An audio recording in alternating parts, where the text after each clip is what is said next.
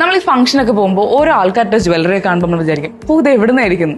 എന്നാൽ അതുപോലത്തെ കുറച്ച് എക്സൈറ്റിംഗ് ഡിസൈൻസ് ഞാൻ പരിചയപ്പെടുത്തി തരാം. ഫസ്റ്റ് ഒരു ട്രഡീഷണൽ സെറ്റാണ്.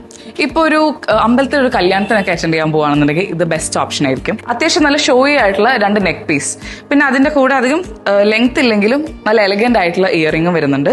2 വളയും സെയിം ട്രഡീഷണൽ ഡിസൈനിൽ തന്നെ വരുന്ന ഒരു മോതിരവും വരുന്നുണ്ട്. ഇതിൽ ഉപയോഗിച്ചിട്ടുള്ള സ്റ്റോൺസ് പറയുമ്പോൾ കെം സ്റ്റോൺസ് ആണ് വരുന്നത്. നെക്സ്റ്റ് വരുന്നത് ഒരു സ്പെഷ്യൽ സെറ്റാണ്.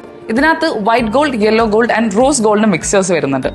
ഫസ്റ്റ് ഡിസൈൻ എന്ന് പറഞ്ഞ ഒരു ടർക്കിഷ് നെക്ക് പീസ്, ചെറിയൊരു നെക്ക് പീസ് ആണ്. ഇതിൽ ഈ 3 ഗോൾഡിന്റെയും ഒരു കോമ്പിനേഷൻ വരുന്നുണ്ട്. The next one is Rajkot design. ഇതിനകത്തും വൈറ്റ് ഗോൾഡ് വരുന്നുണ്ട്.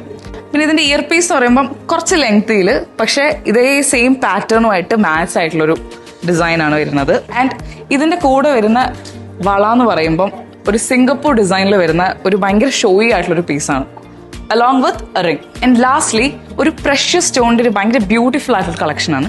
ഇതിനകത്ത് ഫസ്റ്റ് വരുന്നത് ഒരു ഡയമണ്ടിന്റെ ഒരു ഭയങ്കര എലഗന്റ് ആയിട്ടുള്ള ഒരു പെൻഡന്റ് വരുന്ന ഒരു ചെറിയ ചെയിനാണ്.